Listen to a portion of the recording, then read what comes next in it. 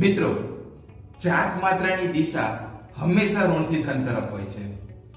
જીવનની સફર પણ હંમેશા અંધકારથી પ્રકાશ તરફ હોય છે. તમારા વિચારોનું ડાયપોલ સ્ટ્રોંગ રાખજો કે બાહ્ય ક્ષેત્ર એટલે કે ઇલેક્ટ્રિક ફિલ્ડ માં પણ તમે અડગ રહી શકો. નીટ 2017 જોઈએ. હવે એક મોલ પદાર્થના અણુની કાયમી દ્વિધ્રુવી ચાક માત્રા આપણને p આપેલી છે.